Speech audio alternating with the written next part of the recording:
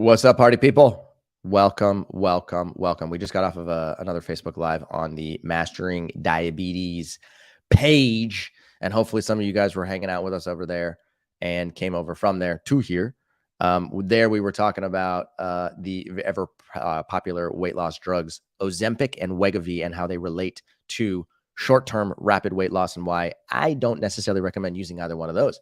In today's session here in I'm Green, we're going to be talking about specifically weight loss and type 2 diabetes. What's the relationship between the two? How do they influence one another? And what can you do to stack the cards in your favor? So do me a favor, just like Anne, go to the chat box and tell me where you're coming in from. Okay. Anne says that she's coming in from Conyers, Georgia. What's up, Anne? Nice to have you here with us. Boogie coming in from Los Angeles, California. Boogie. That is probably the coolest name that I've ever heard before. And I'm not joking when I say that. Now I'm kind of jealous. I feel like my name should be Boogie. That's incredible. Chris coming in from Chicago. What's up? What's up? Shannon coming in from Milford, Massachusetts. These are coming in fast. All right, here we go. Teresa from Brooklyn. What's up, Teresa? Nice to have you here. Paula coming in from West Palm Beach. Again, Paula comes here every single time. Every single live. Unbelievable. Barb from San Marcos, California. What's up? What's up? Cindy from New Jersey. I dig it. Rebecca coming in from Central Florida. Yeah. What's up, Florida? Florida's winning, by the way. I hate to break it to you, but there's more people from Florida than there are from any other state. So, yeah, what's up? Jade coming in from New Hampshire, Maryland. Maryland Eldridge. What's up, Maryland? Coming in from New York. Good to see you here. George coming in from St. Augustine. Again, another Floridian. This is great. Carol coming in from Tempe. Catherine coming from Evansville, Florida. Just kidding. Indiana. And then Julie coming in from Central Indiana. Just watched the last video. It was very interesting. And even though I wouldn't actually consider taking them, cool. Well, maybe I can continue to convince you that they're not the right drugs for you. Stephen coming in from Canada. Kimberly coming in from MS. What's that? MS. I don't know what that is. Bethlehem, Pennsylvania. Annette. Pamela, New Jersey. Nicole from Colorado. What's up, kids? Okay.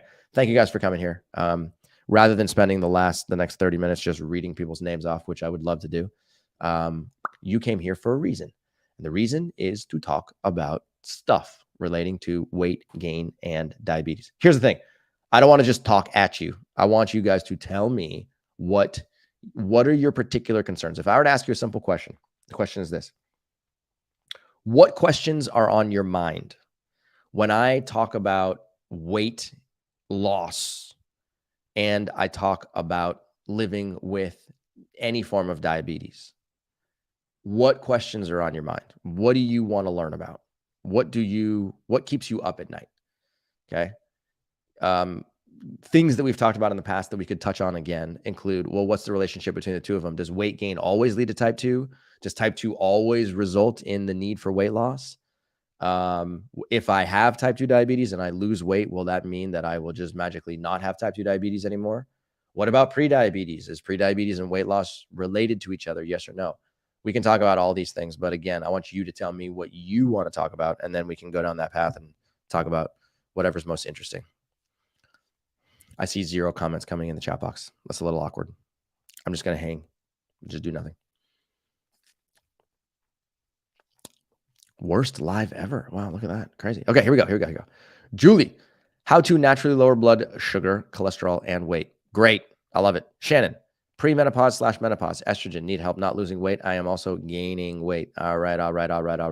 Annette, my concern is that I eat clean and I walk every day, but because I love long-term, I take long-term and short-term insulin, it keeps weight around my tummy that I can't get rid of. All right, Annette, I'm going to talk specifically to that concern because let me tell you this, insulin does not prevent you from losing weight. It does not. You might think that that's the truth, and I'm going to tell you exactly why that's the case, but this is a good question. Luis says, I'm interested in prediabetes because I have been recently diagnosed with an elevated A1C. Phenomenal. Okay. Maggie says, Cincinnati. Cool. Boogie, I can't give up coffee with creamer. Part of hindering my weight loss. Ooh, okay. Ruth, regulating blood sugar and seizures. Okay. Very, very interesting. Bonnie, would like to hear about all the topics you mentioned. All right, Bonnie, sounds like a plan. Paula, hi, how to lose weight with type 1 diabetic, how to control blood sugar better. All right, cool. So let's go back up to the previous comment. I think it was by, if I'm not mistaken, it was Annette. Yep. Okay. My concern is that I eat clean and I walk every day, but because I take long-term and short-term insulin, it keeps weight around my tummy and I can't get rid of it. Okay. So I know that if you go onto the internet and you start to read information about insulin, what you will find is that most people believe that insulin causes weight gain. You will see that all over the place. People will constantly tell you the reason you're gaining weight is because either your pancreas is making too much insulin or because you are taking insulin, and the combination of those factors will make you overweight and it'll keep you overweight the rest of your life. So the only way to lose weight is to eat a low carbohydrate diet, because that will then reduce the amount of insulin your pancreas is making, and it will reduce the amount of insulin you have to take. Okay. So there's a little bit of truth to those statements, but there's also a lot of bit of not truth to those statements. Okay. Insulin does not cause weight gain unto itself. If insulin caused weight gain unto itself, then every single dog on the planet would be overweight. Every single cat on the planet would be overweight. Every single human on the planet would be overweight. Every single cow would be overweight. Every single monkey would be overweight. Every single donkey would be overweight, and so on and so forth. Every single mammal would be overweight if insulin caused weight gain. But you and I both know that in the natural world, there's plenty of mammals, there's plenty of animals that are totally normal weight, and that's exactly the way that they're designed to be, because they know how to regulate their appetite in the wild. And you and I also both know that there are many humans who are not overweight, and there are a proportion of humans that are overweight. And the question really becomes, well, what's the difference? What is it about insulin, if anything, that actually causes weight gain in some people, but actually doesn't cause weight gain in other people? Is it a different type of insulin? Is it a different amount of insulin? What's the difference? Okay. So the truth is that insulin doesn't cause weight gain. Excess insulin in your blood is a very powerful signal for anabolic processes. Insulin is the single most powerful anabolic hormone that exists inside of your body. The term anabolic refers to a biological process of growth. So when I say insulin is the single most powerful anabolic hormone in your body, what that means is that insulin is responsible for more fuel uptake and cell growth than any other hormone present.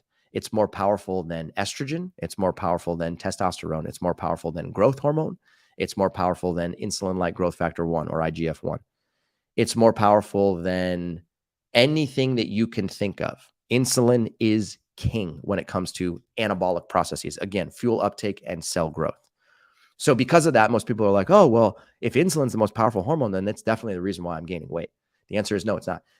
If you are living in a metabolic environment in which excess insulin is present, then you are likely to gain weight. I'll say that again. If you're living in a metabolic environment in which excess insulin is necessary, then you are likely to gain weight. Okay. So the simplest way to need more insulin in your blood, to need more insulin to regulate your blood glucose, is to eat a high-fat diet.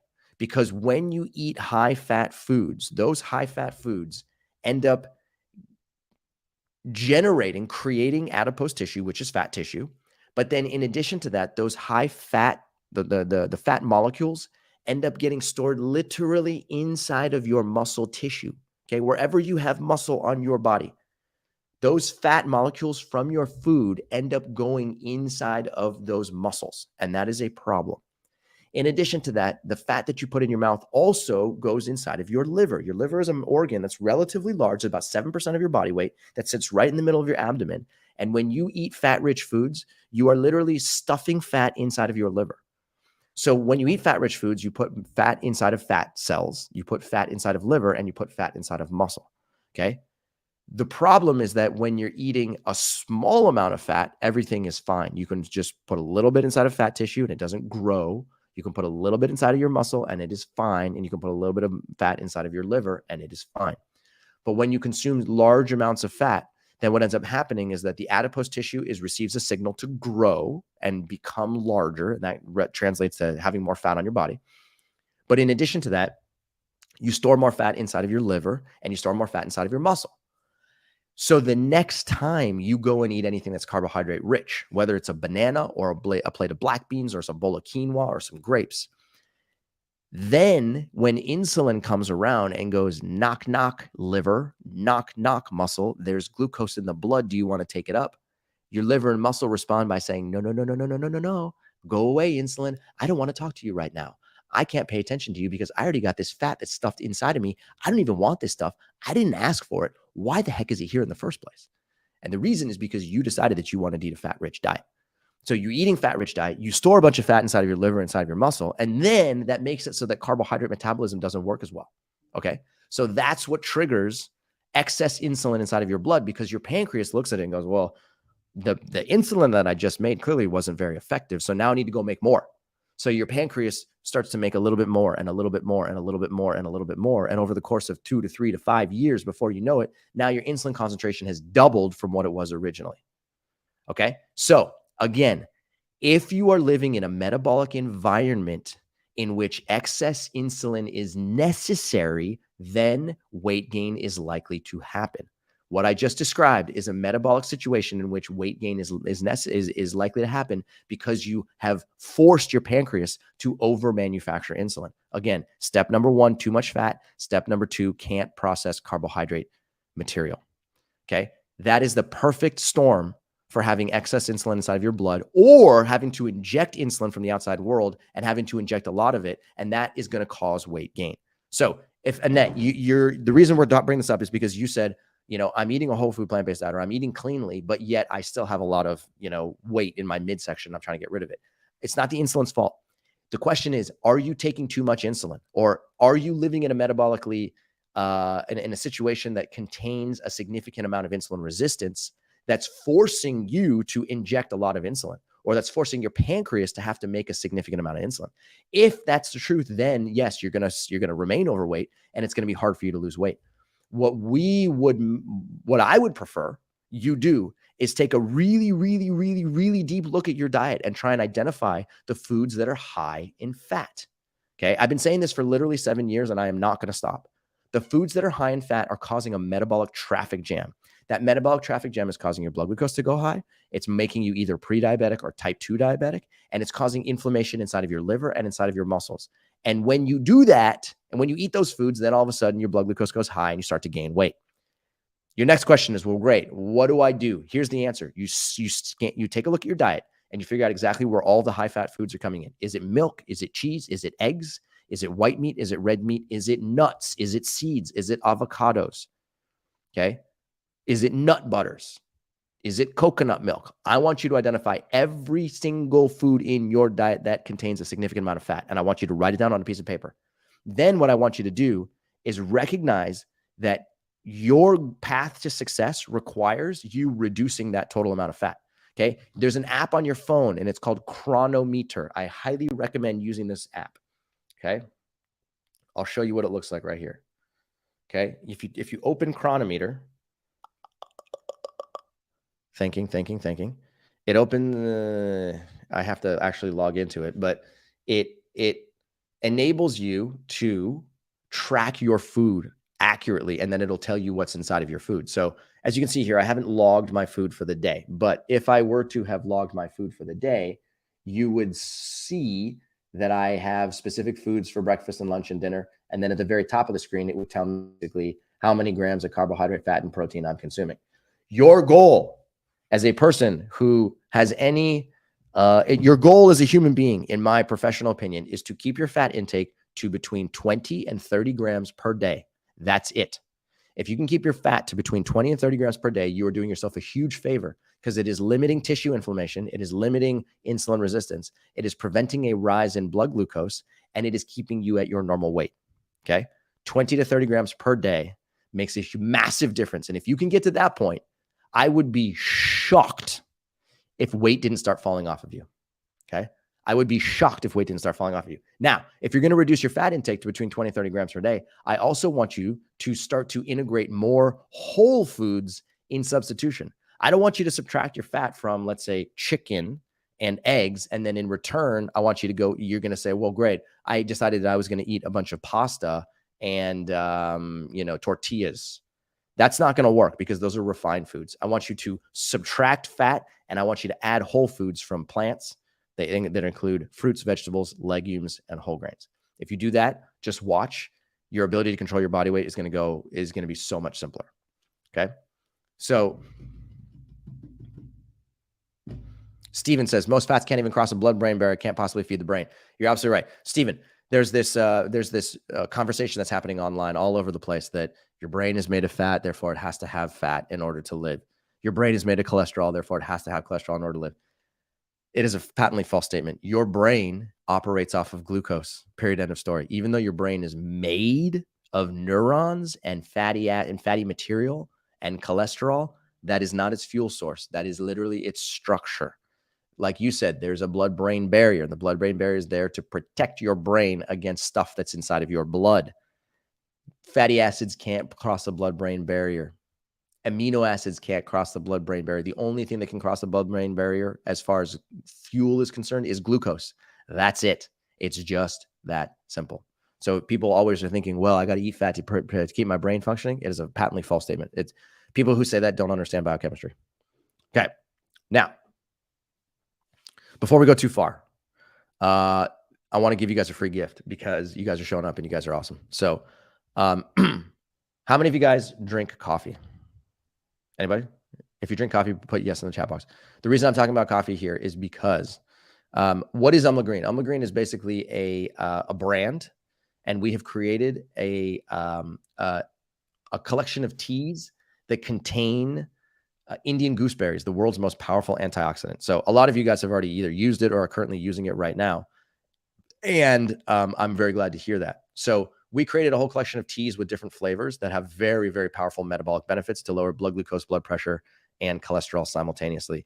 We just created and released the world's most antioxidant-rich coffee, literally the single healthiest coffee that you can find on the marketplace today.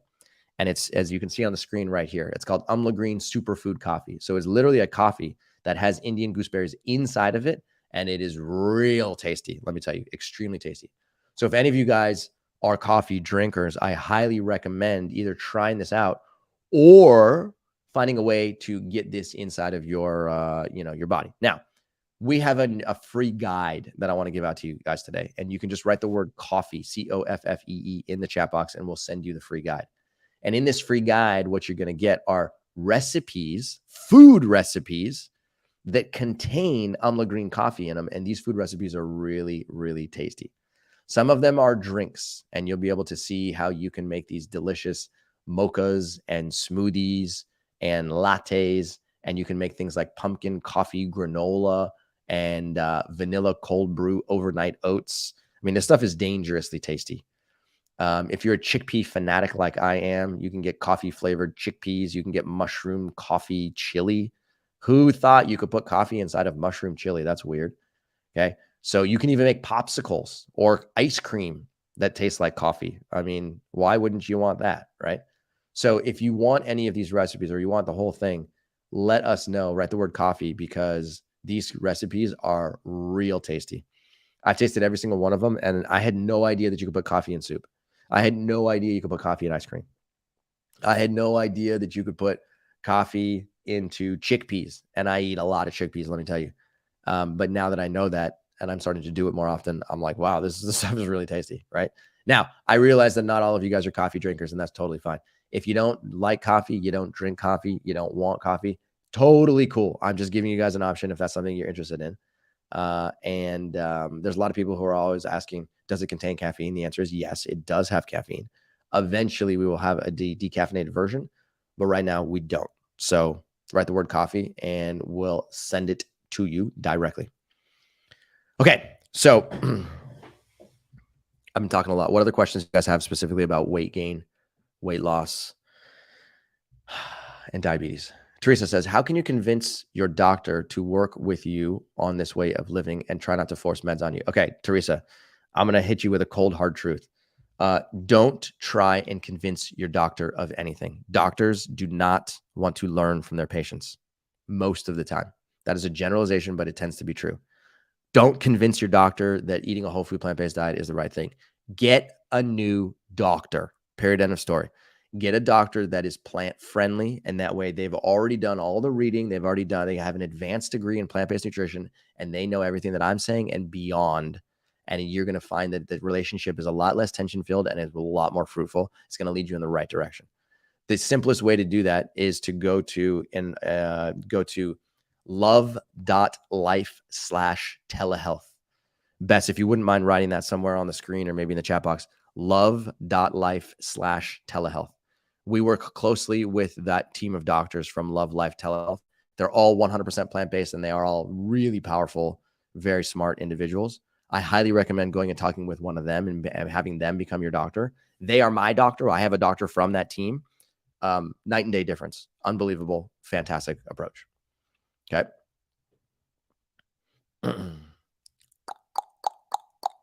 Okay, Stacy says, will the decaf be water processed and is it mold tested? So, Stacy, we do not have a decaf variety right now, so I cannot answer any of your questions. When we do go down that road, I'll be able to answer your questions, but the answer is right now, it's not even a thought. So we'll have to talk about that later. Annette says, I have switched so many doctors because I don't help. I know what you mean. Boogie, when you shift to the green light foods, does it take time for your body to adjust to them? Or are you thinking you are starving, essentially holding on to fat? When you shift to green light foods, does it take time for your body to adjust from thinking you are starving, essentially holding on to fat? Okay.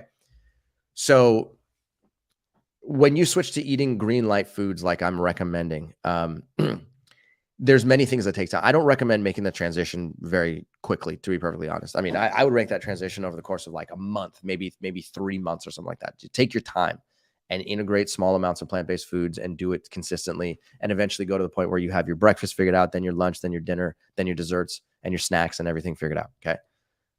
So it's going to take a lot of time for your microbiome to adjust. It's going to take a lot of time for your digestive system to accommodate larger volume of food coming from fiber-rich foods. It's going to take a long time for you to sort of your brain to recognize that there's a different collection of nutrients inside of the blood and beyond. Okay. So there's this idea that like, you know, your body is like trying to hold on to fat, and, you know, and then if you're starving, you know, it'll hold on to fat. A lot of this stuff that you guys might have read on the internet, a lot of it is not actually real biology. It's pseudoscience that's disguised as real biology, and it looks enticing and it looks like it could be real. So the answer to your question, Boogie, is like, do a lot of things change in a short period of time? The answer is yeah. When you start to eat a plant-based diet that's high in green light foods, you're going to experience a completely different feeling inside of your body. Your energy levels are likely to go up. You're likely to lose a lot of weight. Your cholesterol is going to come down. Your blood pressure is going to come down. Your glucose is going to come down. It's literally the single most powerful medicine, if you will, that I've ever seen on my life. There's no other medicine that's nearly as powerful as eating a plant-based diet. And I will literally be saying these same words until the day that I die. Okay. One thing that's interesting to note is there's a lot of people who are like a lot of influencers on social media who like talk about eating a carnivore diet or a ketogenic diet. A lot of these influencers, they'll do it for some period of time, and then all of a sudden they'll hit this epiphany where they're like, I feel like crap. I have really low energy. My skin doesn't really, you know, doesn't like me. I can't exercise properly. And then they'll eventually move into eating a more plant-strong diet. I see this stuff all the time, but the people who are plant-based eaters, they never go back the opposite direction. Very, very infrequently do you have a plant-based eater who does it right, who then goes back and is like, you know what? I want to start eating more meat and I want to start eating more chicken, because they feel so much different that it's like a one-way road. So my recommendation is make the transition slowly and get to a point where you have a lot of plant-based foods in your diet. And when you do that, you're going to feel completely differently. And then at that point, it's up to you to decide whether or not you want to stay or not stay. And I've seen most of the people, they stay because they're like, whoa, I definitely don't want to go back to feeling that way. I want to feel this way. This way feels great. Okay. Wait, can you go back to that comment, Bess? There's one about an A1C drop. Robert Earl Gilmore Sr. I love it. Besides, I have gone from an A1C of 7.6 to 5.7 over a 2-year period. That's incredible, Robert. That's incredible. I'm assuming you did it eating a plant-based diet, but I'm not 100% certain. So don't let me put words in your mouth. If that's the case, good job. Very, very, very good job. Okay. Lori says the Mastering Weight Loss program is awesome. I've lost 16 pounds so far. I do not feel hungry at all. Lori, this is incredible. I love hearing this. If any of you guys are interested in weight loss, like permanent weight loss for reals, come join us at Mastering Weight Loss. We'll rock your world, and you will never go back to, the yo-yo dieting approach. All right, we got any more questions? I know we're probably a little bit over time here. Mandy, I have an extremely hard time adding leafy greens with my fruit. Is there a supplement or possibly the Umla with it? I seriously gag. I'm able to put spinach in smoothies, but that's it. Okay. So Mandy, here's the deal. If you can't put greens with your fruit, you don't have to. I mean, I don't. I mean, generally speaking, it's a good idea because it'll limit the speed at which the glucose gets inside of your blood. But if you don't want to do that and it makes you gag, then don't do it. Don't do it. Just eat your leafy greens with other stuff. Eat your leafy greens with beans. Eat your leafy greens with mushrooms or with potatoes or with other, non-starchy vegetables. Just do that and eat a more sort of like vegetable-centric leafy green thing. And then you can just eat your fruit in isolation. Another thing you could do too is you could eat your fruit with celery. That's actually a really, really, really tasty meal. If you've never done that, I would recommend trying that. It's a great way to stay hydrated, to get a decent amount of electrolytes inside of your blood. And it just tastes good in my mind. So that would be my recommendation. But again, if it's making you gag, it's not worth it. Just separate the greens and the fruits, put the greens with the vegetables, and maybe try celery instead.